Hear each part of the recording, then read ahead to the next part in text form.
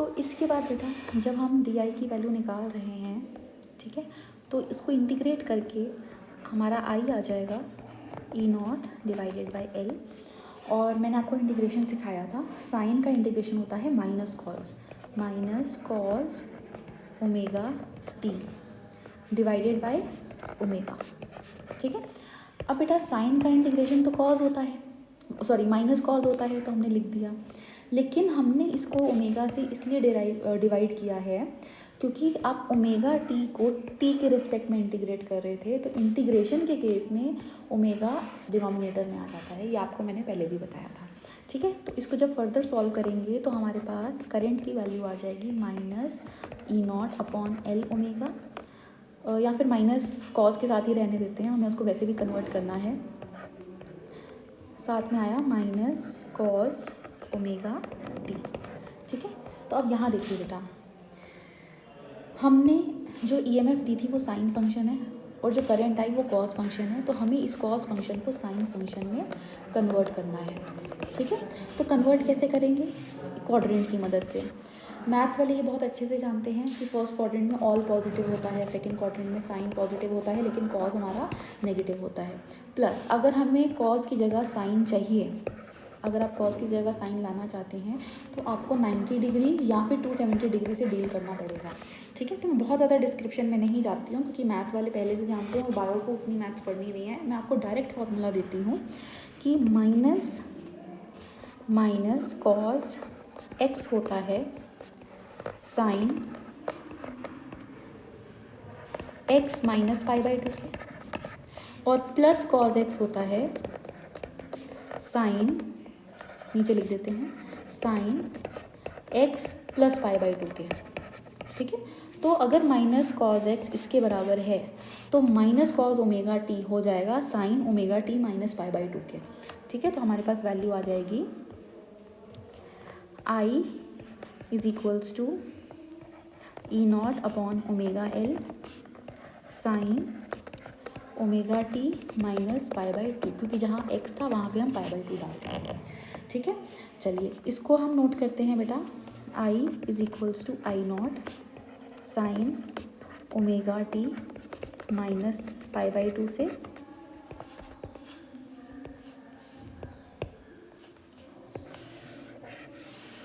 जहाँ पे हमारा आई नॉट है, where I naught is equals to E naught upon omega L, ठीक है बेटा। अभी हम सिर्फ डेरिवेशन करेंगे, इसका क्या मतलब है, क्या सिग्निफिकेंस है, वो मैं आपको थोड़ी देर में बताऊंगी, ठीक है। पहले आप डेरिवेशन समझ लीजिए। चलिए अब यहाँ देखते हैं कैपेसिटर के लिए।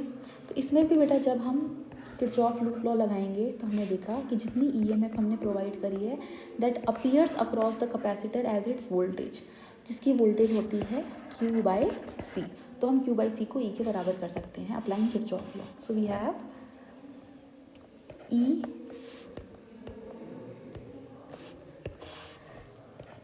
Is equals to Q by C, ठीक है। तो हमारे पास क्रॉस मल्टीप्लाई करके Q की वैल्यू आ जाएगी। पहले हम E की वैल्यू सब्स्टिट्यूट कर सकते हैं। E की जगह हम लिख देंगे E naught sine omega T is equals to Q by C. C जब LHS में जाएगा तो मल्टीप्लाई हो जाएगा, तो हमारे पास चार्ज अक्रॉस कैपेसिटर की वैल्यू आ जाएगी E naught C sine omega T. ये सी हमारा LHS में आके मल्टीप्लाई हो गया, ठीक है। लेकिन हम क्या समझना चाहते थे कि एक कैपेसिटर को जब हम एक ऑल्टरनेटिंग ईएमएफ देते हैं तो उसमें करंट कैसी आती है, पर अभी हमारे पास सिर्फ चार्ज आया है। तो चार्ज और करंट में रिलेशन होता है and that relation is the current I is given by rate of flow of charge Q, यानी कि आप डिफ्रेंशिएट करिए टाइम के रिस्पेक्ट में Q की वैल्यू सब्स्टिट्यूट करेंगे, ठीक है ना। ये जो वैल्यू है Q की ये यहाँ सब्स्टिट्यूट करेंगे तो हमारे पास आ जाएगा E naught C sine omega T, ठीक है। ई नॉट और सी कांस्टेंट है, टाइम वेरिएबल नहीं है, तो ये बाहर आ जाएगा। तो हमारे पास आई की वैल्यू हो जाएगी E naught C D by D T of sine omega T, ठीक है बेटा। साइन का इंटीग्रेशन माइनस कॉज होता है, लेकिन साइन का डिफ्रेंसिएशन प्लस कॉज आता है, ठीक है। तो हमारे पास वैल्यू हो जाएगी I is equals to E naught C cos omega T. ये देखिए जो साइन का इंटीग्रेशन है वो माइनस कॉज होता है, लेकिन साइन का जो ये डिफ्रेंसिएशन है, ठीक है ना, ये प्लस कॉज होता है। प्लस इंटीग्रेशन में ओमेगा हमारा डिनोमिनेटर में आया था, डिफ्रेंसिएशन में ओमेगा हमारा मल्टीप्लाई हुआ, ठीक है। तो वैल्यू नोट कर देते हैं, यहाँ पे हम ओमेगा मल्टीप्लाई कर देते हैं, ठीक है। अब ध्यान दीजिएगा बेटा, दो चीज़ें हम करेंगे, क्योंकि हमारा ईएमएफ साइन फंक्शन है तो हमें कॉस को भी साइन फंक्शन में कन्वर्ट करना है, ठीक है। कॉस को भी हमें साइन फंक्शन में कन्वर्ट करना है। माइनस कॉस की जगह हमने ये वैल्यू डाली थी, अगर प्लस कॉस होता है तो यहाँ पे प्लस आ जाता है, ये फॉर्मूला मैंने आपको बताया है, तो उसको सब्स्टिट्यूट कर देते हैं, पहली चीज़। दूसरी बात बेटा, अगर आपको ये दिया है 2 × 5 तो आप इसे इस तरीके से भी लिख सकते हैं, 2 × 1/1/5, क्योंकि 5 जब इसको सॉल्व करेंगे RHS को तो 5 ऊपर जाके यही वैल्यू तो देगा आपको, सिर्फ लिखने का तरीका है। मैं फिर से बोल रही हूँ, इस तरीके से क्यों नोट कर रहे हैं वो थोड़ी देर में आपको समझ में आ जाएगा, ठीक है। तो इसी तरीके से जैसे हम 2 × 5 को लिख सकते हैं, तो हम E0 × C ओमेगा को भी लिख सकते हैं, E0 × 1/1/C ओमेगा, ठीक है। तो नोट कर देते हैं, I is equals to E0 upon 1/C omega को नीचे डाल दिया, C और ओमेगा को, और कॉज ओमेगा टी की जगह आ गया साइन ओमेगा टी प्लस π/2, ठीक है। इसको हम नोट करते हैं as I is equals to I0 sine omega T plus π/2। ये हमने करंट की वैल्यू निकाली, जहाँ पे हमने देखिए ये तो एज इट इज़ कॉपी किया है, ये भी एज इट इज़ कॉपी किया है। I0 हमने किसकी जगह डाला, इसकी जगह, ठीक है। तो हम यहाँ लिख देंगे where I0 is equals to E0 upon 1/ओमेगा C, ठीक है। अब देखिए हमने बेसिकली किया क्या है उसको समझते हैं। हमने देखा कि जब कभी भी हम एक रजिस्टर को एक बैटरी से कनेक्ट करते थे, एक रजिस्टर को E0 EMF की बैटरी से कनेक्ट करते थे, तो हमारी I0 करंट आती थी विच वॉज E0/R। लेकिन अब हमने किया है कि हमने एक R रजिस्टर लिया और उसको बैटरी से नहीं ऑल्टरनेटिंग सोर्स से कनेक्ट किया, ठीक है। तो उस ये रेजिस्टेंस इतना है, EMF इतना है, तो उसमें जो करंट होती है वो इतनी होती है, ठीक है। तो हम बेसिकली ये देखना चाहते थे कि एक रजिस्टर, एक इंडक्टर और एक कैपेसिटर को बैटरी से कनेक्ट करने की जगह अगर हम एक ऑल्टरनेटिंग सोर्स से कनेक्ट करेंगे तो उनमें करंट कैसी आएगी, ठीक है। ऑल्टरनेटिंग EMF देने पे रजिस्टर, इंडक्टर और कैपेसिटर के अक्रॉस कैसी करंट आएगी, हम वो स्टडी करना चाहते थे। तो हमने करंट का एक्सप्रेशन निकाल लिया। अब देखते हैं कि करंट का जो एक्सप्रेशन आया है उससे करंट की जानकारी क्या मिलती है, ठीक है, कि कैसी करंट है। तो आप देखिए, एक रजिस्टर को जब हमने ऑल्टरनेटिंग EMF दिया तो उसमें जो करंट आई थी वो करंट भी ओमेगा टी फंक्शन की थी, वो साइन फंक्शन है। यानी कि जब कभी भी करंट में, अगर करंट में साइन ना होता, सिर्फ हमारे पास एक्सप्रेशन आता I is equals to I0, अगर आता तो हम कह देते कि रजिस्टर को हम बैटरी दें चाहे ऑल्टरनेटिंग EMF दें, जो करंट आती है वो कांस्टेंट होती है, वो डायरेक्ट होती है। लेकिन ऐसा नहीं हुआ। जब हमने ऑल्टरनेटिंग EMF दिया तो हमारे पास जो करंट आई वो भी साइन फंक्शन था, इसका मतलब जो करंट है वो भी हमारी ऑल्टरनेटिंग है, ठीक है, ऑल्टरनेटिंग करंट है, पहली चीज़। दूसरी चीज़, अच्छा इंडक्टर में देख लेते हैं, EMF साइन फंक्शन है तो करंट में भी साइन आया है, मतलब इंडक्टर में भी ऑल्टरनेटिंग करंट उत्पन्न हुई। कैपेसिटर को जब आपने ऑल्टरनेटिंग EMF दिया तो इसमें भी करंट साइन फंक्शन है, मतलब करंट भी ऑल्टरनेटिंग है। तो तीनों ही को, रजिस्टर, इंडक्टर, कैपेसिटर, किसी को भी आप ऑल्टरनेटिंग EMF दीजिए, तीनों में जो करंट आ रही है वो आपका साइन फंक्शन है, मतलब all the currents are alternating whether it is inductor, resistor और कैपेसिटर, पहली चीज़।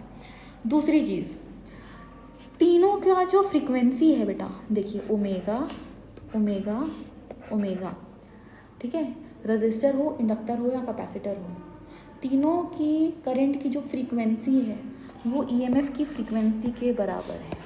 अगर आपने EMF ओमेगा फ्रीक्वेंसी दिया है तो करंट भी ओमेगा फ्रीक्वेंसी से आया है तीनों केस में। अगर आप EMF 2 ओमेगा फ्रीक्वेंसी देते तो करंट भी 2 ओमेगा फ्रीक्वेंसी का आता। यानी कि रजिस्टर हो, इंडक्टर हो या कैपेसिटर हो, 2 सिमिलैरिटीज़ हैं दोनों में, तीनों में, ठीक है। एक तो ऑल्टरनेटिंग EMF देने पे ऑल्टरनेटिंग करंट आती है, पहली चीज़। और दूसरी चीज़, जितनी फ्रीक्वेंसी की आप EMF देंगे उतनी ही फ्रीक्वेंसी की करंट तीनों सर्किट में उत्पन्न होगी। ये सिमिलैरिटी थी। तो डिफरेंस कहाँ है? डिफरेंस आता है इसी एक्सप्रेशन से पता चलेगा, ठीक है। डिफरेंस है यहाँ पे ओमेगा टी के आगे कुछ नहीं दिया तो हम प्लस माइनस ज़ीरो लिख सकते हैं, ठीक है। इंडक्टर के केस में ओमेगा टी में -π/2 आया है और कैपेसिटर के केस में ओमेगा टी के आगे +π/2 आया है in the expression of respective currents.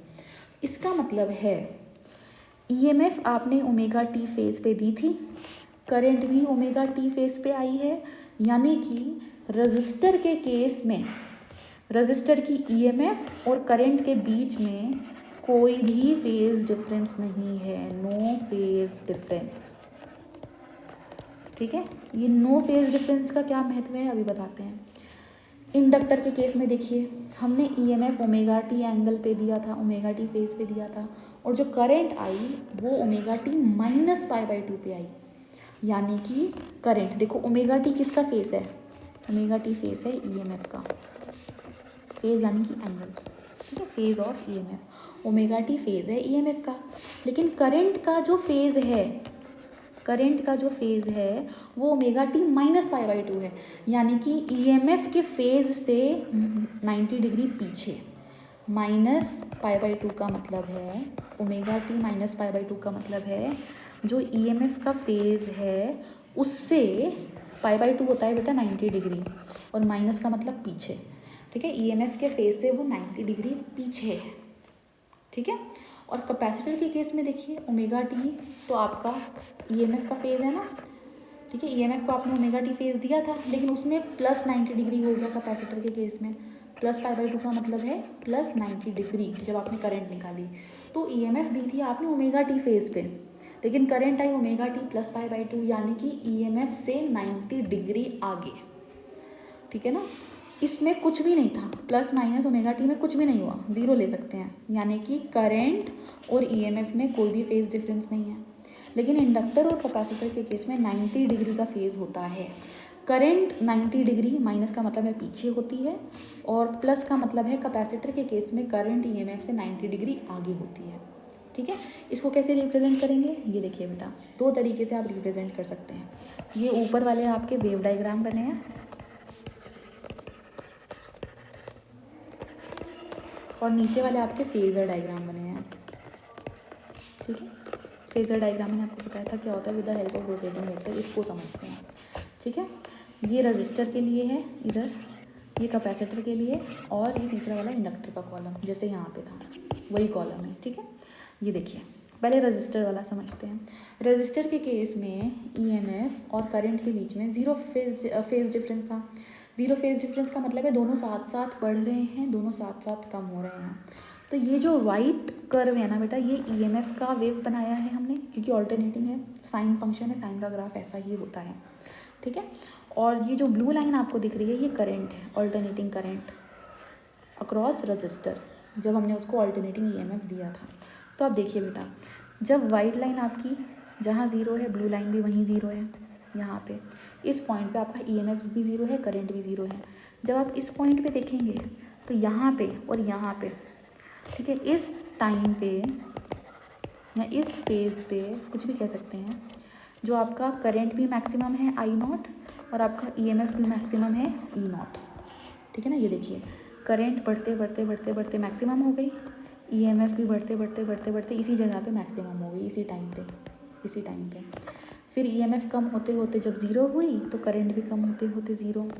जब करंट बढ़ते बढ़ते अपोजिट डायरेक्शन में मैक्सिमम, तो EMF भी अपोजिट डायरेक्शन में बढ़ते बढ़ते मैक्सिमम। जब करंट कम होते होते ज़ीरो, तो EMF भी कम होते होते ज़ीरो। तो रजिस्टर के केस में EMF और करंट साथ में मैक्सिमम होते हैं, साथ में ज़ीरो होते हैं। There is no phase difference between the EMF applied across resistor and the current obtained. दोनों ऑल्टरनेटिंग है और दोनों में कोई फेज डिफरेंस नहीं है। EMF की मैक्सिमम वैल्यू है E0, ये जो होता है ना तो माउंटेन का पीक, ठीक है ना, तो इसको पीक EMF भी बोलते हैं। ये देखो करंट का ये माउंटेन है, पहाड़ जैसा दिख रहा है, इसका जो पीक है, चोटी है, ठीक है, maximum amplitude of current, peak current भी इसको बोलते हैं, आई नॉट। ठीक है, चलिए इसमें आते हैं बेटा इंडक्टर के केस में वेव डायग्राम देखते हैं। हमने ईएमएफ साइन फंक्शन था तो ईएमएफ का ग्राफ बना लिया, लेकिन जो हमारी करंट हमें मिली थी उसका एक्सप्रेशन आप वीडियो को पीछे करके देख सकते हैं, I naught sine omega T minus pi by 2, यानी कि ईएमएफ बढ़ के 90 डिग्री पे पहुंच भी गई है। देखो करंट में omega T minus pi by 2 का मतलब है करंट 90 डिग्री पीछे है, मतलब ईएमएफ बढ़ के जब 90 डिग्री पे पहुंच जाएगी तब करंट आपकी स्टार्ट होगी, क्योंकि करंट 90 डिग्री पीछे थी। ठीक है ना, तो ये देखिए ईएमएफ बढ़ते बढ़ते बढ़ते 90 डिग्री पे मैक्सिमम हो गई, तब ब्लू लाइन आपकी करंट अभी 0 पे स्टार्ट हुई है। ठीक है, तो करंट अब जब तक बढ़ के मैक्सिमम होगी तब तक ईएमएफ घट के 0 हो जाएगी, फिर करंट जब तक मैक्सिमम से 0 होगी तो ईएमएफ बढ़ के मैक्सिमम हो जाएगी, जब करंट आपकी मैक्सिमम होगी तो ईएमएफ आपकी 0 हो जाएगी। ठीक है ना, तो इंडक्टर के केस में ईएमएफ और करंट के बीच में 90 डिग्री का फेज डिफरेंस होता है। करंट ईएमएफ से 90 डिग्री पीछे है, बाद में स्टार्ट होती है, मतलब ईएमएफ करंट से 90 डिग्री आगे है, only in the case of inductor. ठीक है, बाकी तो वही है, ईएमएफ की maximum value E not, current की पीक वैल्यू जो है मैक्सिमम वैल्यू आई नॉट। ठीक है ना, चलिए अब आते हैं कैपेसिटर के केस में। कैपेसिटर के केस में जब आपने ईएमएफ ऑल्टरनेटिंग ईएमएफ दिया था तो जो करंट आई थी वो भी ऑल्टरनेटिंग थी, जिसका एक्सप्रेशन था I is equals to I naught sine omega T plus pi by 2, मतलब करंट हमारी ईएमएफ से 90 डिग्री प्लस में है, यानी कि 90 डिग्री आगे है। अभी ईएमएफ शुरू भी नहीं हुआ और करंट ऑलरेडी 90 डिग्री को कवर कर चुकी है। ठीक है ना, तो ये देखिए ईएमएफ अभी यहाँ से शुरू भी नहीं हुआ और करंट पीछे से ऑलरेडी बढ़ते मैक्सिमम होगी, तो करंट -90 से स्टार्ट करते हैं। एक्सप्रेशन में प्लस पाई बाई 2 आता है, लेकिन वेव डायग्राम में ये माइनस पाई बाई 2 यानी कि -90 से बनता है, ये ध्यान रखिएगा। यहाँ एक्सप्रेशन में आपका omega T minus pi by 2 होता है, लेकिन करंट आपका पॉजिटिव 90 से स्टार्ट होता है। ये वेव डायग्राम की प्रॉपर्टी होती है। 11th की ट्रिग्नोमेट्रिक ग्राफ हमारा चैप्टर है मैथ्स में, उसमें इसका पूरा डिस्क्रिप्शन है। ठीक है, अभी मैंने आपको शॉर्ट में समझा दिया। तो करंट, क्योंकि करंट आगे होती है 90 डिग्री, तो करंट बढ़ के मैक्सिमम भी हो गई, तब जाके ईएमएफ 0 से स्टार्ट हुई है। ठीक है, तो अब जब तक ईएमएफ बढ़ के मैक्सिमम होगी तब तक 90 डिग्री का फेस कवर करते करते करंट 0 हो जाएगी। जब ईएमएफ घट के 0 होगी तो उसी टाइम पे करंट आपकी मैक्सिमम हो जाएगी। जब ईएमएफ आपकी मैक्सिमम होगी उसी टाइम पे देखो, उसी टाइम पे जब ईएमएफ आपकी मैक्सिमम है, उस टाइम पे करंट आपका जो ब्लू लाइन है उस टाइम पे करंट आपका 0 है। ठीक है ना, इसको देखिए, ये दोनों कोऑर्डिनेट्स देखिए। ठीक है, जिस टाइम पे आपका ईएमएफ 0 है उस टाइम पे आपका जो करंट है वो मैक्सिमम है। ठीक है, this is for the case of capacitor. ठीक है, ये ईएमएफ की मैक्सिमम वैल्यू को बोलते हैं ई नॉट और करंट की मैक्सिमम वैल्यू को बोलते हैं आई नॉट। ठीक है, ये तो वेव डायग्राम से हमने रिप्रेजेंट किया रिजल्ट को। अब बात करते हैं बेटा फेज़र की। ठीक है ना, मैं आपको बना के ही दिखा देती हूँ यहाँ पे।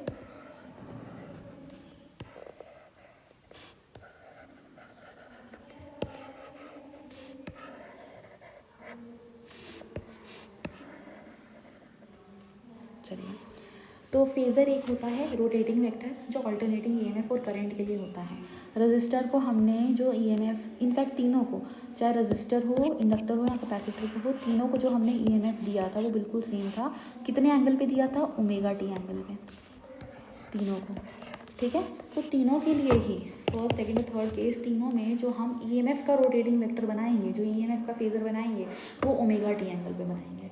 ठीक है, तो ये देखिए, ये 0 डिग्री होता है ना, 0 डिग्री, 90 डिग्री, 0 से 90, फिर 90 से ये 180 डिग्री आता है, ये 270 एंड देन ये बढ़ता जाता है एंड सो ऑन। ठीक है, तो बेसिकली ये जो हमारी एक्सिस है ये 0 डिग्री है। ईएमएफ हमने ओमेगा टी एंगल पे दिया है, यानी कि 0 डिग्री वाली एक्सिस से हम ओमेगा टी एंगल ऊपर जाएंगे। ओमेगा टी एंगल ये 10 डिग्री, 20 डिग्री, 30 डिग्री कुछ भी हो सकता है। अभी हम जेनरिक एक्सप्रेशन ले रहे हैं ओमेगा टी एंगल। तो यहाँ पे जो हम ये वेक्टर बनाएंगे ये हमारा ईएमएफ का वेक्टर होगा, क्योंकि ईएमएफ हमारा था E equals to E naught sine omega t, यानी कि ओमेगा टी एंगल पे फ्रॉम 0 डिग्री एक्सिस। ठीक है, तो हम बना देते हैं EMF तीनों के केस में।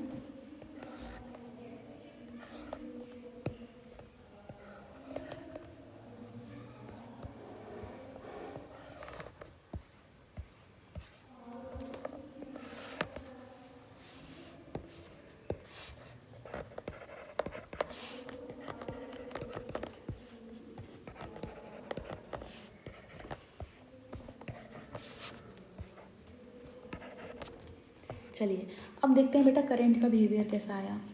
पहले केस में करंट जो आई है वो हमारी ओमेगा टी एंगल पे है, दूसरी हमारी omega T minus pi by 2 angle पे है, और तीसरी omega T plus pi by 2 angle पे है। मतलब पहले वाले केस में अगर करंट हमारी ओमेगा टी एंगल पे है तो करंट के लिए भी हम 0 डिग्री से ओमेगा टी एंगल ऊपर जाएंगे, दिस इज़ फॉर करंट।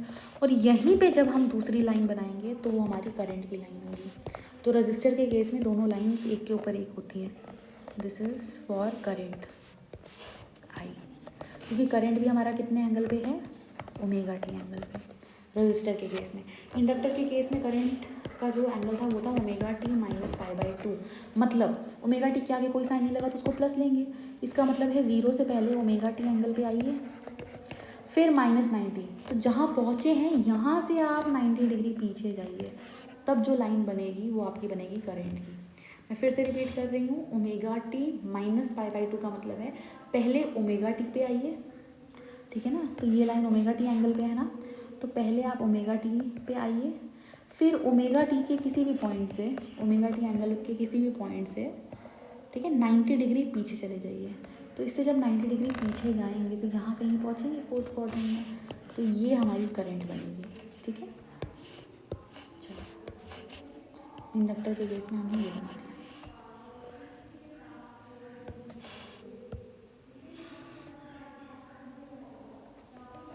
ये देखिए 90 डिग्री एंगल है,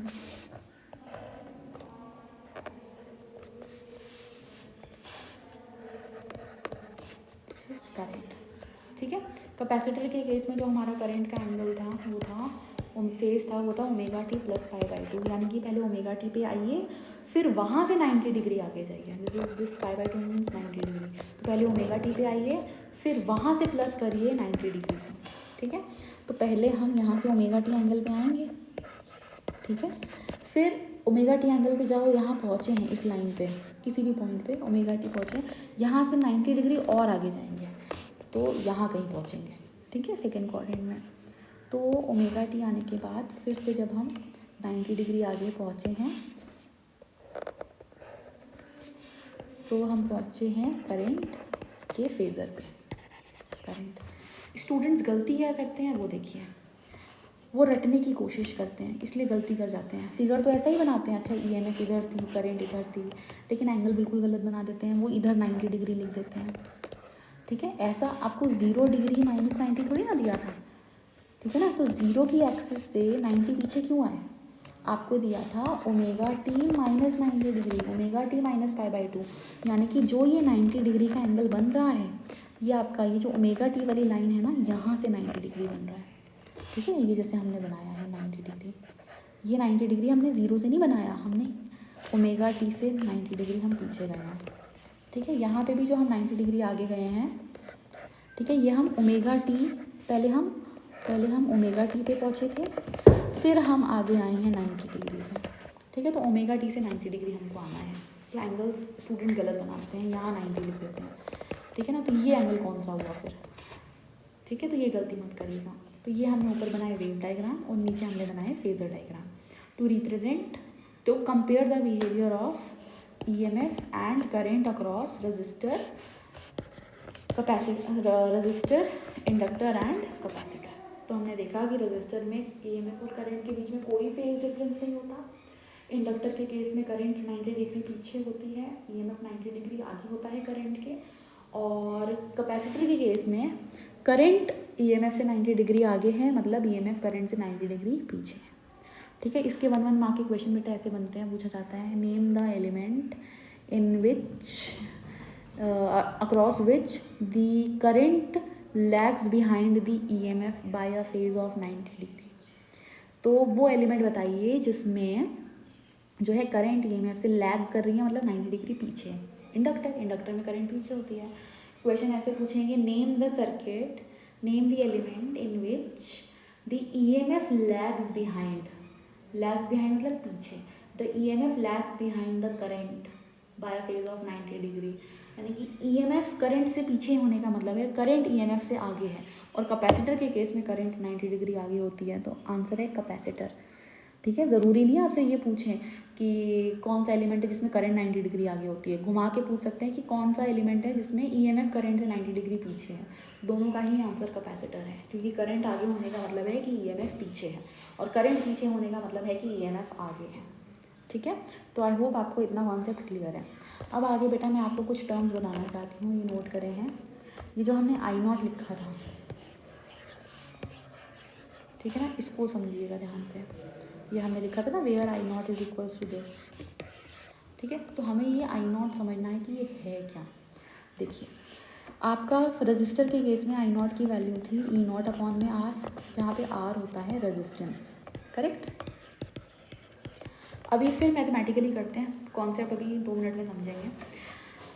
इंडक्टर के केस में I0 की ये वैल्यू आई थी, so what we have done is L omega की जगह XL लिख दिया।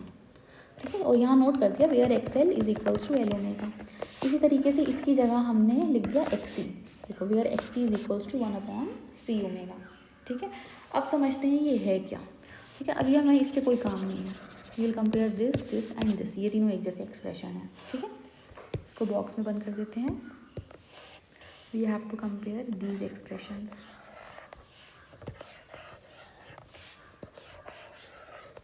देखिए, ये एक्सप्रेशन हमें दिखा रहा है current is inversely proportional to R, मतलब रेजिस्टेंस बढ़ेगा तो करंट कम हो जाएगी, रेजिस्टेंस कम होगा तो करंट बढ़ जाएगी। रजिस्टर का काम ही यही होता है। अगर आप रजिस्टर किसी सर्किट में रेजिस्टेंस बढ़ा देते हैं ना, तो उस सर्किट में करंट कम हो जाती है। अगर पहले 10 एम्पियर फ्लो कर रही थी तो अब हो सकता है 8 एम्पियर फ्लो करे, क्योंकि रेजिस्टेंस का काम ही होता है to provide friction to the flow of current. 11th में फ्रिक्शन पढ़ा है, 8th में भी पढ़ा है। फ्रिक्शन क्या होता है? मोशन को अपोज करता है। फ्रिक्शन ज़्यादा होता है तो हमें मोशन करने में दिक्कत आती है।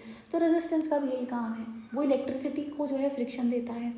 ठीक है ना, it provides friction to the flow of current. Resistance बढ़ेगा तो करंट को ज़्यादा फ्लो नहीं करने देगा, करंट का मैग्नीट्यूड कम कर देगा, क्योंकि इन्वर्सली प्रोपोर्शनल है।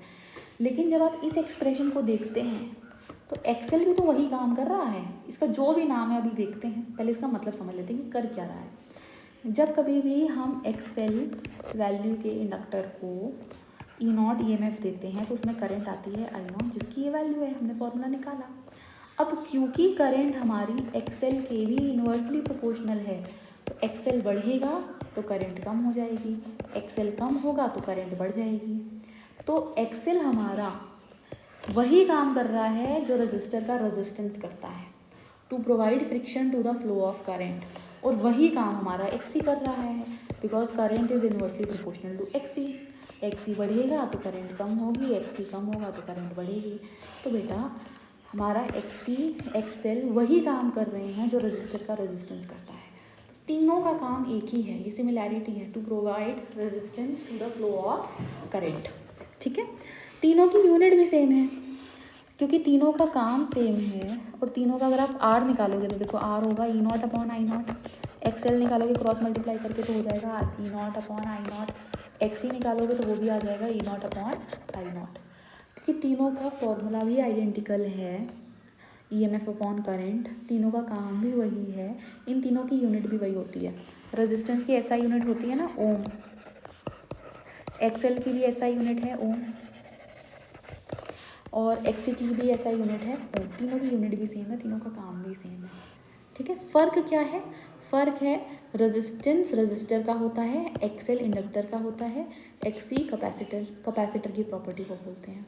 कैपेसिटर की वो प्रॉपर्टी जो करंट को रेजिस्टेंस प्रोवाइड करती है उसे बोलते हैं XC। ठीक है, R का नाम है रेजिस्टेंस, ये R का नाम है रेजिस्टेंस, XL का नाम है बेटा इंडक्टिव रिएक्टेंस, और XC का नाम है कैपेसिटिव रिएक्टेंस। ठीक है, स्टूडेंट्स को ना कन्फ्यूजन रहती है L में और XL में। L is not equal to XL, ठीक है ना। एक्सएल आपका एल के बराबर नहीं है, एक्सएल आपका एल ओमेगा के बराबर है, ठीक है। एल का मतलब होता है सेल्फ इंडक्टेंस, इसका काम बिल्कुल अलग है, और एक्सएल का मतलब होता है इंडक्टिव रिएक्टेंस, इसका काम बिल्कुल अलग है। इसी तरीके से एक्सी हमारा सी के बराबर नहीं है, सी का मतलब होता है कैपेसिटेंस, यानी कि कैपेसिटर की वो प्रॉपर्टी जो चार्ज को स्टोर करती है, और एक्सी का मतलब है कैपेसिटिव रिएक्टेंस, यानी कि कैपेसिटर की वो प्रॉपर्टी जो करंट को फ्रिक्शन प्रोवाइड करती है।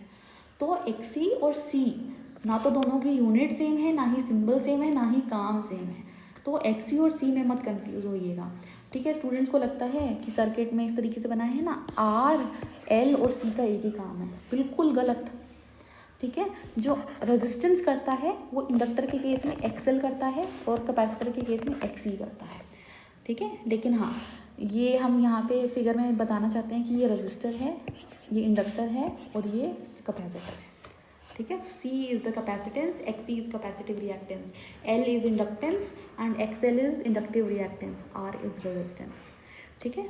तो ये आपको क्लियर था। अब एक क्वेश्चन ऐसा आता है बेटा जिसमें पूछते हैं प्लॉट द वेरिएशन ऑफ, ये देखिए यहाँ पे लिखा है question, plot the variation of R XL and XC with frequency, यानी कि रेजिस्टेंस फ्रीक्वेंसी के साथ कैसे चेंज होता है उसका ग्राफ बनाइए, एक्सएल फ्रीक्वेंसी के साथ कैसे चेंज होता है उसका ग्राफ बनाइए, एक्सी फ्रीक्वेंसी के साथ कैसे चेंज होता है उसका ग्राफ बनाइए। तो पहले हम आर और फ्रीक्वेंसी का ग्राफ समझते हैं। बेटा आर और ओमेगा के बीच में कोई रिलेशन नहीं है, आर और ओमेगा के बीच में कोई रिलेशन है ही नहीं, यानी कि फ्रीक्वेंसी को बढ़ाओ चाहे घटाओ, रेजिस्टेंस ना तो बढ़ेगा ना तो कम रहेगा, फ्रीक्वेंसी के चेंज होने से रेजिस्टेंस कांस्टेंट रहेगा, द रेजिस्टेंस रिमेन्स कांस्टेंट, क्योंकि रेजिस्टेंस फ्रीक्वेंसी पर डिपेंड ही नहीं करता, ठीक है। अब हम एक्सएल और फ्रीक्वेंसी के बीच का ग्राफ बनाते हैं। इंडक्टिव रिएक्टेंस एक्सएल और फ्रीक्वेंसी के बीच में ग्राफ बनाने के लिए दोनों के बीच का फॉर्मूला चाहिए। तो एक्सएल का फॉर्मूला होता है बेटा ओमेगा एल, मतलब XL is directly proportional to omega. ये देखिए एक्सएल का फॉर्मूला ये ओमेगा एल है ना, इससे हमें पता चलता है XL is directly proportional to omega, ठीक है। तो क्योंकि एक्सएल ओमेगा के डायरेक्टली प्रोपोर्शनल है इसलिए ग्राफ इसका बनता है स्ट्रेट लाइन ऊपर की तरफ। डायरेक्टली प्रोपोर्शनल का मतलब है ओमेगा बढ़ेगा तो एक्सएल भी बढ़ेगा, तो धीरे धीरे जब ओमेगा बढ़ रहा है तो एक्सएल भी बढ़ेगा, बढ़ने का मतलब ग्राफ ऊपर की तरफ जाएगा, ठीक है। अब हम कैपेसिटिव रिएक्टेंस और फ्रीक्वेंसी के बीच का ग्राफ देखते हैं। तो ये हमने दो एक्सिस बनाई, कैपेसिटिव रिएक्टेंस और फ्रीक्वेंसी, और इनके बीच का फॉर्मूला होता है 1/ओमेगा c, मतलब XC is inversely proportional to omega. Inversely proportional का मतलब है जब फ्रीक्वेंसी बढ़ती है तो वैल्यू कम होती है, और ग्राफ स्ट्रेट लाइन नीचे की तरफ स्ट्रेट लाइन नहीं होता, ग्राफ नीचे की तरफ कर्व होता है इन्वर्सली प्रोपोर्शनल केस में, ठीक है। तो क्योंकि XC हमारा ओमेगा के इन्वर्सली प्रोपोर्शनल है तो ओमेगा बढ़ने पे XC ऊपर से नीचे आएगा, नीचे से ऊपर नहीं जाएगा, तो ये बना दिया हमने इसका ग्राफ, ठीक है। आई होप आपको ये कॉन्सेप्ट क्लियर है। अब तीनों केस के लिए बेटा हम निकालेंगे एवरेज पावर कंज्यूम्ड, ठीक है, पावर डिसिपेटेड तीनों केस के लिए। तो एक नई शीट लेते हैं, कॉलम बनाते हैं बेटा इनका,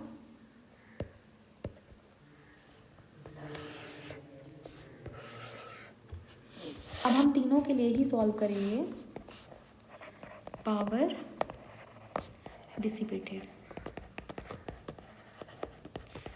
ठीक है। ये आर के लिए है, इधर एल के लिए होगा और इधर कैपेसिटर के लिए, वही सीक्वेंस फॉलो करेंगे, ठीक है। तो तीनों के लिए हम पावर डिसिपेटेड निकाल रहे हैं।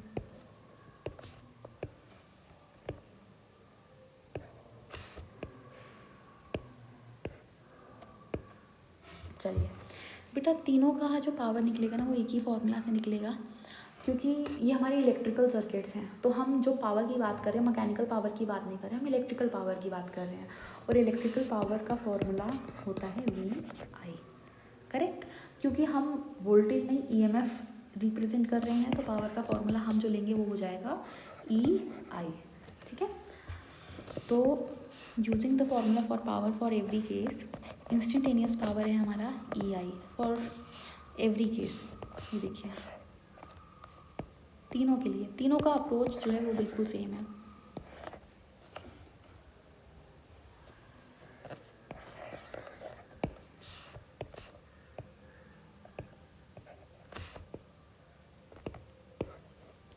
ठीक है। अच्छा, रजिस्टर को आप देखिए यहाँ पे, रजिस्टर को आपने जो ई पावर आपका ई इंटू आई है ना, तो अब हमें ई और आई की वैल्यू डालनी है। तो रजिस्टर के लिए ई की वैल्यू है E naught sine omega T, I की वैल्यू है I naught sine omega T. Inductor के लिए ई की वैल्यू है ये और आई की वैल्यू हम ये डालेंगे। ठीक है। कैपेसिटर के लिए ये ई की वैल्यू डालेंगे और ये आई की वैल्यू डालेंगे। ठीक है। देखिए तीनों में हमें ई और आई की वैल्यू डालनी है। ठीक है। तो वैल्यू सब्स्टिट्यूट करते हैं। ईएमएफ तो तीनों के ही केस में ई नॉट साइन ओमेगा टी, ई की जगह हमने डाल दिया तीनों ही केस में।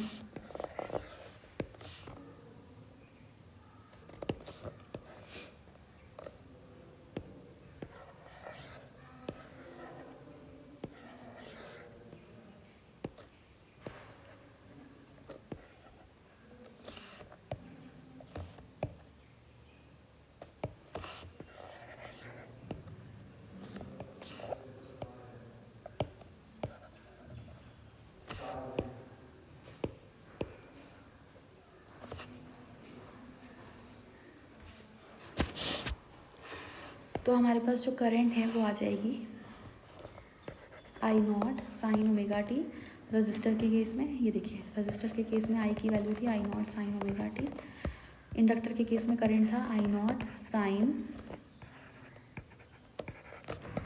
Omega T minus pi by two, और कैपेसिटर के केस में करंट की वैल्यू थी I naught sine omega T plus pi by two.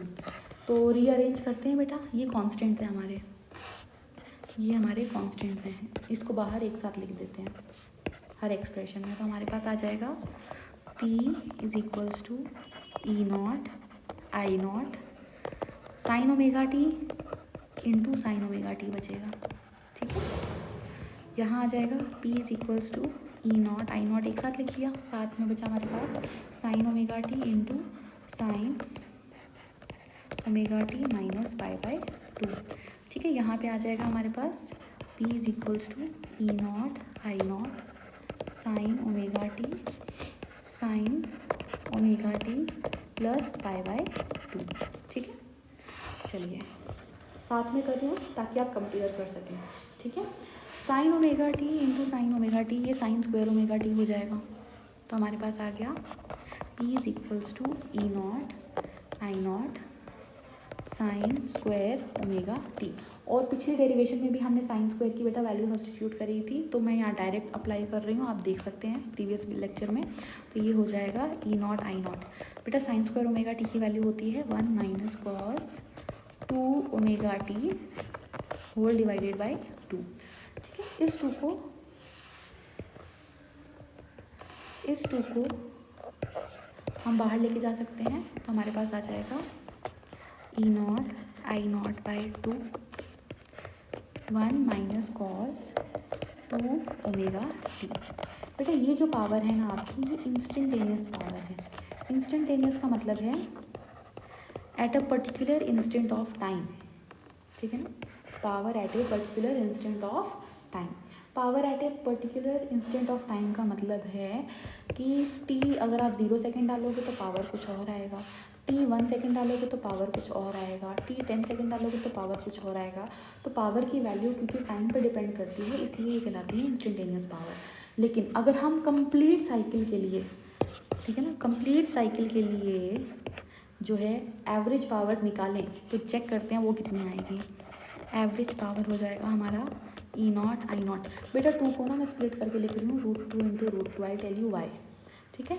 तो हमारे पास आ जाएगा 1 minus average value of cos 2 omega T. बेटा कांस्टेंट का ना कभी एवरेज नहीं लेते।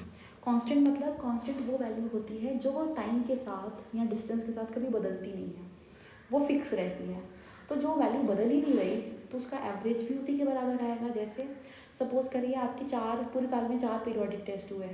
आपके पहले पीरियोडिक टेस्ट में भी 20 में से 15, दूसरे पीरियोडिक टेस्ट में भी 15, तीसरे में भी 15 और चौथे में भी 15। तो टीचर को एवरेज निकालने की ज़रूरत ही नहीं है, क्योंकि आप चारों का 15 का जब एवरेज निकालेंगे तो वो 15 ही आएगा। तो कांस्टेंट का ना कभी भी एवरेज नहीं निकालते।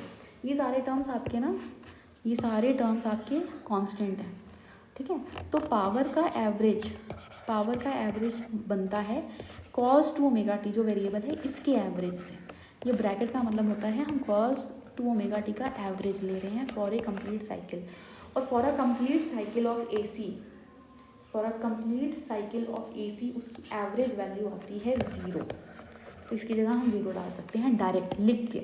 आप रीज़न लिखिए, for a complete cycle of AC the average value is 0, therefore P average आ जाएगा बेटा E0/√2, अलग अलग कर देते हैं I0/√2, ठीक है। अब देखो ब्रैकेट में हमारे पास बचेगा 1 - 0, लिखने की ज़रूरत ही नहीं है। 1 - 0 हो जाएगा आपका 1, और 1 मल्टीप्लिकेशन में कोई सिग्निफिकेंस नहीं होता, ठीक है। तो इस 2 को हमने स्प्लिट करके लिखा था √2 × √2, फिर हमने इसके साथ √2 एक साथ कर दिया और इसके साथ एक साथ कर दिया, ठीक है। आगे तो हमारा 1 आ रहा है, वो लिखने की ज़रूरत नहीं है, ठीक है।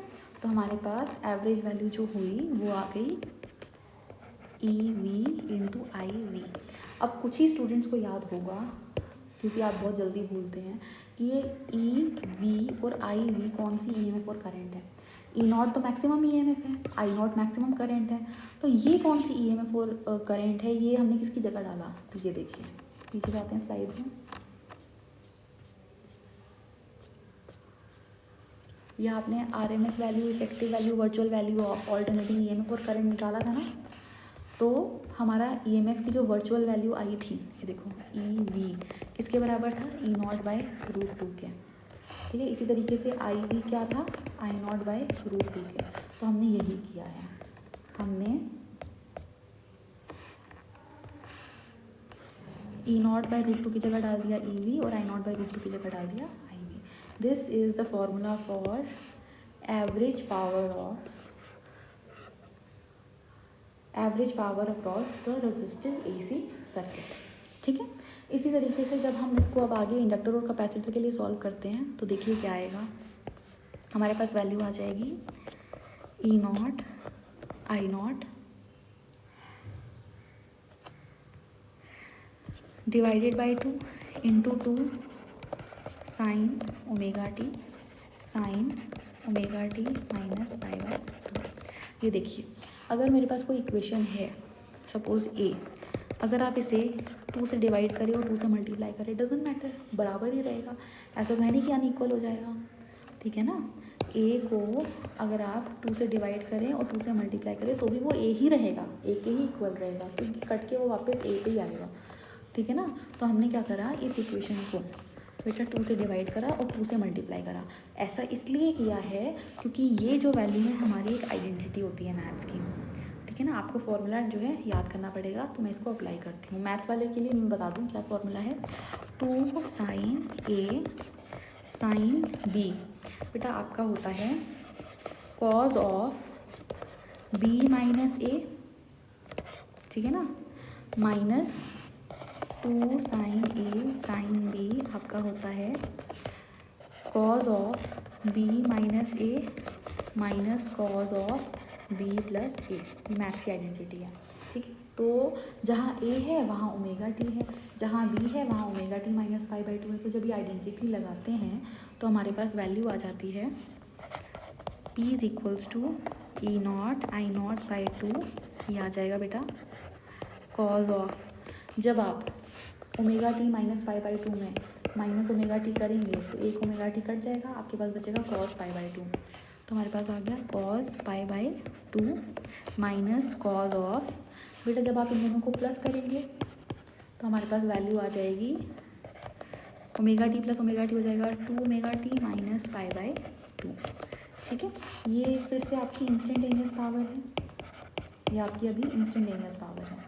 अगर आपको एवरेज वैल्यू निकालनी है, एवरेज पावर निकालनी है, तो जो वैल्यू कांस्टेंट है उसका तो एवरेज निकालते नहीं है, वेरिएबल का हमें एवरेज लेना पड़ेगा। तो देखिए E0 I0/2 ये तो कांस्टेंट है, यहाँ हमने लिखा 1 और यहाँ हमने लिया average of cos of 2 omega T -π/2, ठीक है, ये देखिए यहाँ 1 कैसे आया, cos π/2 का मतलब है cos ऑफ, सॉरी नॉट 1, 0, ठीक है ना, cos π/2 का मतलब है cos ऑफ 90 डिग्री, तो ये 0 होता है, यहाँ कर दिया हमने 0, ठीक है। चलिए अब आगे देखते हैं बेटा, ये जो है ब्रैकेट इस तरीके का, ठीक है, ये बताता है एवरेज वैल्यू हम लेना चाहते हैं for complete cycle, average value. तो देखो 2 ओमेगा टी का मतलब है कि फ्रीक्वेंसी 2 ओमेगा है, ठीक है। फ्रीक्वेंसी बदलने से देखो क्या होता है, अगर ओमेगा फ्रीक्वेंसी से ऐसा ग्राफ बन रहा है ना, तो 2 ओमेगा फ्रीक्वेंसी से ग्राफ पतला हो जाता है, लेकिन कंप्लीट साइकिल के लिए average value positive negative cut के आएगी कितनी, 0, ठीक है। तो फ्रीक्वेंसी ओमेगा हो, 2 ओमेगा, 3 ओमेगा, ओमेगा/2 doesn't matter, for a complete cycle the average value of sine and cos function is 0, ठीक है। अच्छा, अब आपको लग रहा होगा -π/2 का क्या मतलब है, -π/2 का मतलब, अभी हमने पीछे डायग्राम बनाया था ना, वेव डायग्राम, ये देखो यहाँ -π/2 का मतलब ये था, ग्राफ पूरी साइकिल है, बस ग्राफ थोड़ा आगे से स्टार्ट हो रहा है, लेकिन -π/2 की वजह से ग्राफ यहाँ से स्टार्ट होने की जगह 90 डिग्री से स्टार्ट हुआ, लेकिन कंप्लीट साइकिल की जब एवरेज निकालोगे तो पॉजिटिव नेगेटिव कैंसिल होकर एवरेज वैल्यू अभी भी कितनी देगा, 0, ठीक है। तो -90 हो +90 हो कोई फ़र्क नहीं पड़ता, -45 +45 -30 +30, यहाँ कुछ भी हो, average value for a complete cycle में कोई फ़र्क नहीं पड़ता, ओमेगा हो या 2 ओमेगा हो या 3 ओमेगा हो या 10 ओमेगा हो या ओमेगा/2 हो या ओमेगा/10 हो, कुछ भी हो, फ्रीक्वेंसी की वजह से ग्राफ मोटा या पतला हो जाता है देखने में, लेकिन average value for a complete cycle अभी भी कितनी रहती है, 0। तो बेटा cos 90 भी आपका 0 हो गया, ये जो आपका cos 90 डिग्री है ये भी 0, इसका एवरेज वैल्यू भी 0 आएगा, ठीक है ना। जब 0 आपका इससे मल्टीप्लाई होगा, अंदर का पूरी वैल्यू 0 हो गई, ठीक है, तो एवरेज पावर आपकी, एवरेज पावर भी आ जाएगी 0, ठीक है ना। प्रीवियस डेरिवेशन में ऐसा नहीं था, प्रीवियस डेरिवेशन में ये 0 आया था, लेकिन इधर आपका 1 आया था, इसलिए हमारा फाइनल आंसर 0 नहीं है, लेकिन इस एक्सप्रेशन में पहला टर्म भी 0 है, दूसरा भी 0 है, जिसने बाहर यहाँ मल्टीप्लाई करके आपको एवरेज पावर दे दी 0, ठीक है। चलिए इसी तरीके से जब हम कैपेसिटर के लिए निकालेंगे बेटा, देखो कैपेसिटर और इंडक्टर में क्या डिफरेंस है, सिर्फ माइनस और प्लस का, इंडक्टर में माइनस है, कैपेसिटर में जगह जगह, कैपेसिटर के लिए सॉल्व करोगे तो प्लस हो जाएगा, करेक्ट, लेकिन फाइनल वैल्यू कितनी आएगी, 0, क्योंकि मैंने आपको बताया है -π/2 का मतलब है ग्राफ यहाँ से स्टार्ट हुआ है, और +π/2 का मतलब होगा ग्राफ पीछे से स्टार्ट होगा, लेकिन कंप्लीट साइकिल के लिए एवरेज वैल्यू कितनी देगा, 0, ठीक है। तो इसके लिए भी similarly you can write here, इसको सॉल्व करेंगे, ठीक है। फाइनली कैपेसिटर के केस में भी एवरेज वैल्यू आपकी आ जाएगी 0, ठीक है। चलिए यहाँ तक तो बेटा आपके सिलेबस में था, आगे जो मैं आपको समझाने वाली हूँ बहुत छोटा सा टॉपिक है, वो आपके सिलेबस से इस बार हटा दिया गया है, ठीक है। उसको बोलते हैं वॉटलेस करंट, और क्या बोलते हैं, एक और टॉपिक है आपका इसी से रिलेटेड, उसके बारे में हम ज़्यादा अब डिटेल डिस्कस नहीं करेंगे, बस मैं इतना बता देती हूँ कि इंडक्टर और कैपेसिटर के केस में आपने ईएमएफ दिया, करंट भी आया, फिर भी एवरेज पावर 0 है, इसलिए इंडक्टर और कैपेसिटर की इस करंट को बोलते हैं वॉटलेस करंट, क्योंकि वॉटलेस करंट मतलब पावरलेस करंट, करंट है लेकिन वो एवरेज पावर नहीं दे रही, ठीक है। रजिस्टर में नहीं होती, क्योंकि रजिस्टर के केस में एवरेज पावर 0 नहीं है, ठीक है, लेकिन इंडक्टर और कैपेसिटर के केस में करंट होने के बावजूद पावर आपकी 0 आई, तो ऐसी करंट को बोलते हैं वॉटलेस करंट। ज़्यादा डिटेल में नहीं जाते, वो आपके सिलेबस से हटा दिया गया है, ठीक है। तो आई होप आपको only R, only L, only C, ये देखिए यहाँ से हमने स्टार्ट किया स्लाइड से, यहाँ से हमने समझना शुरू किया था only R, only L, only C, उसका पूरा description, wave diagram, phasor diagram, ठीक है, current, resistance, inductive reactance, capacitive reactance, फिर तीनों के ग्राफ, फिर तीनों केस में एवरेज पावर कैसी आती है, पूरा हमने रेजिस्टर, इंडक्टर और कैपेसिटर को पूरा डिटेल में ऑल्टरनेटिंग सर्किट में पूरा इसका डिस्क्रिप्शन जो है समझ लिया, ठीक है।